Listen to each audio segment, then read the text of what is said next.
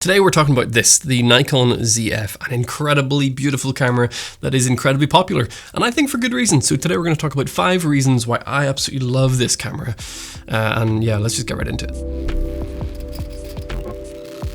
First things first, I bought this with my own money. I've never been sent anything from Nikon, so all of these thoughts are completely my own, and I have spent my own hard-earned money on this stuff, so do with that information as you will. But I picked it up a few months ago and I've used it for almost every single type of photography shoot that I've been working on, whether it's hobbies, weddings, all that kind of stuff, and I've absolutely loved it. So the first of the 5 things that I want to talk about today is the vibe, and I know that that's like a really Gen Z-y thing to say, but it is probably the main thing about this camera that people are going to talk about the most, right? The look, the feel, the body design, that sort of harkening back to the old film days of I think it was the F2 that this is sort of based off of. It does that really well. And whenever I went home to Ireland and we were taking some photos and walking around, I did genuinely get stopped by a couple of people that asked about this camera because they thought I was shooting on film. I'm not, because I don't have that kind of patience. But this camera is just beautiful. It is really nicely made. It feels really solid. It's not too heavy, but it is beefy, right? So if you got big old hands, this is definitely a beefy camera to hold on to, which is quite nice.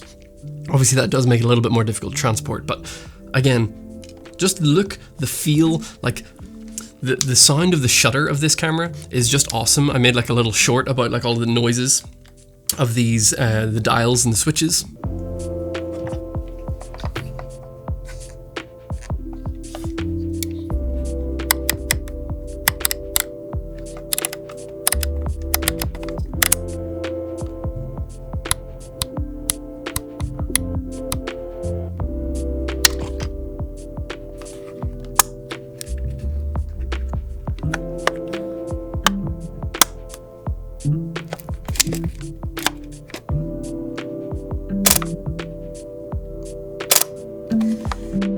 And it's like my best performing short because people love the noises of this camera, and I just love the sound of the shutter as well. It just makes you feel something when you're using it, which I think is really important. I do have another entire video coming out in the next couple of days about that specific topic, so we're going to talk about that a bit more. But I love the feeling that you get when you use this camera. Secondly is just the versatility of this camera when it comes to lenses. Nikon did a very smart thing that whenever they created the Z mount for their cameras, out of all of the mirrorless mounts, it has the shortest flange distance. That is the distance between the mount itself and the camera sensor, which means that you can technically adapt any other lens mount to this camera.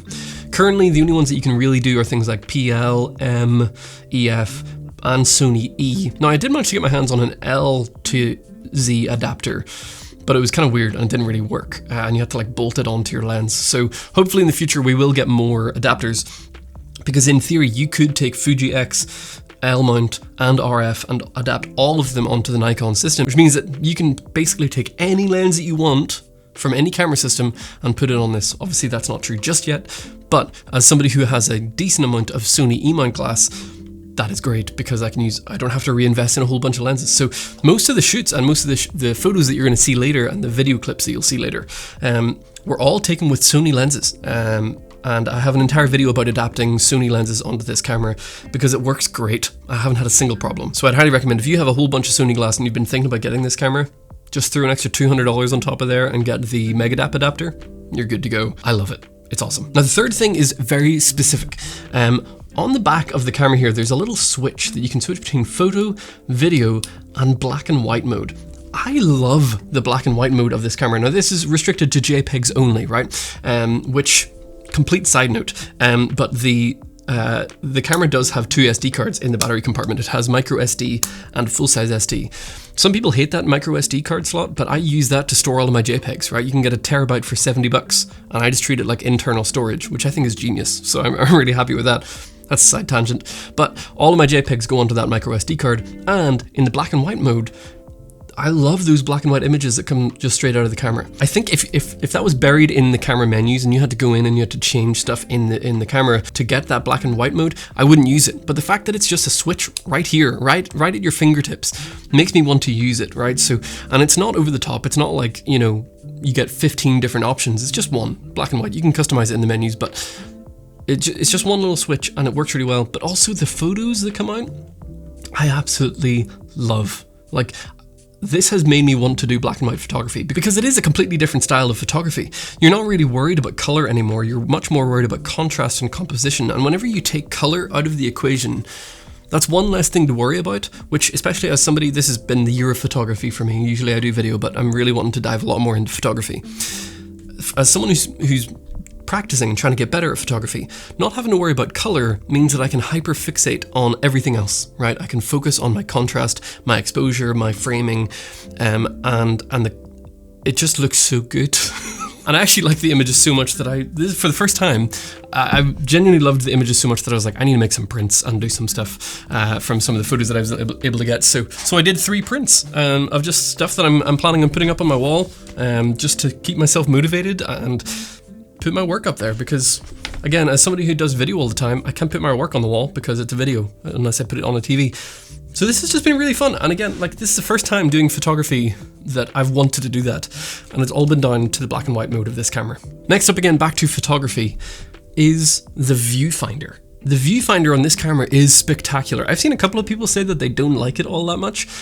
But as somebody coming from the Sony system, mainly the A7 III, A7C series of cameras and the A6700, those viewfinders are fine. This thing is massive, right? The viewfinder is just huge, and you can see so much. It's really nice and clear. And honestly, the same with the screen as well. The screen is really, just feels large. I don't know if it is actually larger, but it just feels big. And it makes it really easy to frame up your shot. I was shooting at a wedding recently, and having that viewfinder, especially in the bright daylight, was life-changing for photography. It was just so good. Not only is it bright and clear, but it's comfortable, it's easy to use, and it makes me want to use it, right? In photography, I never use viewfinders. I've always just used the screen, you know, just one of those guys walking around like this. I know it's not ideal, but that's kind of what I've always done. This is, again, the first photography camera that has made me want to put this up to my eye, because it's so much better.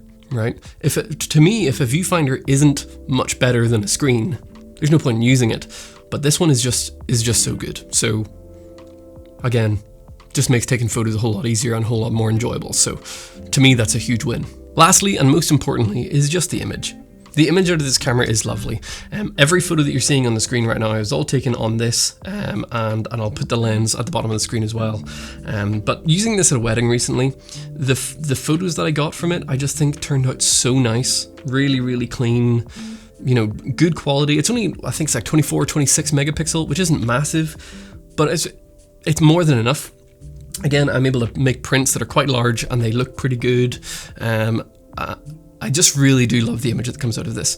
Also for video, this is a really good video camera. Not the best video camera out there, but it's really, really good. All that to say, like, this is just a really good camera. And most importantly, obviously, is just the image, right? If a camera can't produce a good image, there's no point in buying it, which I don't think is true of any camera that's been released in the last 5 years. The image that comes out of this, I genuinely really enjoy. I love working with it. I love the photos that come out of this. Even straight out of camera, I think they look really nice. But they edit well, they're easy to work with, the file sizes are decent, right? It's just all around a really lovely camera. Whenever I first got this camera and I made my first impressions, I said something to the effect of, I'm not planning on making many videos about this because this isn't for YouTube, this is just for me. This is so good. I want you guys to know about it. I love it so much that I'm like, you should buy it, right? If it's within your budget and it's actually what you're looking for, you should buy it. But this has quickly become my absolute favorite camera and my go-to, specifically for photography, but also for video stuff, whenever I'm wanting to. The only thing about video is I kind of prefer a smaller camera, but still, I absolutely love it. So if you've been thinking about this camera and it's been on your list, you can get these pretty cheap used. Even on Amazon, they come up used quite a lot, and I think it's absolutely worth it. So do with that information what you will. I'm totally just going to gush over this camera. Even like in this video, I was thinking about coming up with some negatives. I couldn't really. I mean, there maybe are a couple of things, but absolutely nothing that is not true of all other cameras right now. So I'm a big fan. I hope you enjoyed the video. If you have, hit the like button, drop a comment, maybe even subscribe as we continue to build this channel. I appreciate all of you for doing so, and I hope that you have a wonderful day.